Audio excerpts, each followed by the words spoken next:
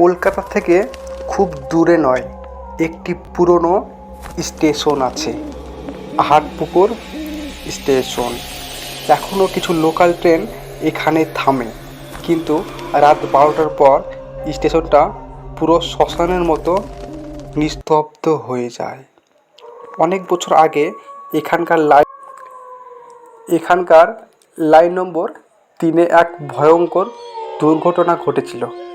একটি পুরনো ট্রেন নাম মৈত্রী এক্সপ্রেস মাঝরাতে ব্রিজ থেকে ছিটকে পড়ে নদীতে পড়ে ডুবে যায়।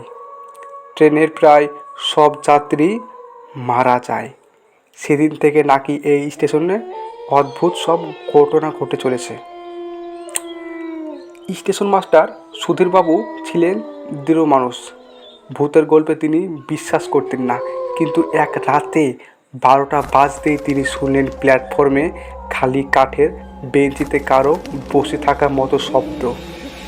টর্চ জ্বালিয়ে তিনি এগিয়ে গেলে দেখলেন বেঞ্চে একেবারে ফাঁকা, কিন্তু বেঞ্চের উপর ভিজে থাকা হাতের ছাপ স্পষ্ট রয়ে গেছে, যেন কেউ ভিজে কাপড় গায়ে দিয়ে সেখানে বসেছিল।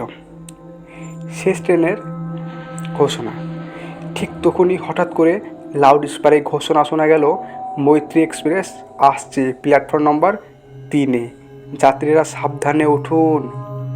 সুধীরবাবু ভয়ে কেঁপে উঠলেন, কারণ তিনি জানতেন বহু বছর আগে দুর্ঘটনায় সেই ট্রেনটাই চিরদিনের জন্য হারিয়ে গেছে।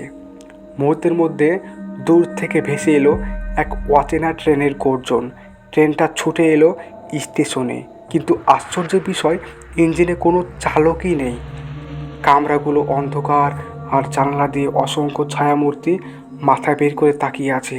তাদের চোখ দুটো লাল, মুখ বিকৃতি, আর সবাই একসাথে কাঁদছে আর হাহাকার করছে।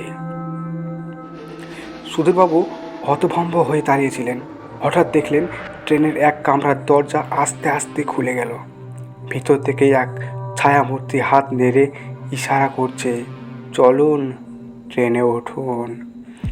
সুধীরবাবুর শরীর কাঁপতে লাগলো। তিনি দৌড়ে পালাতে চাইলেন, কিন্তু পা যেন মাটিতে আটকে গেল।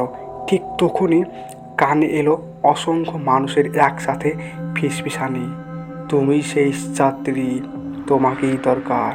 মুহূর্তের মধ্যেই ট্রেনটা হাহাকার করতে করতে অদৃশ্য হয়ে গেল, কিন্তু সুধীরবাবু নিখোঁজ হয়ে গেলেন। পরের দিন সকালে স্টেশনের লোকজন তার টুপি আর টর্চটা খুঁজে পেল প্ল্যাটফর্ম নম্বর 3-এর মাঝে।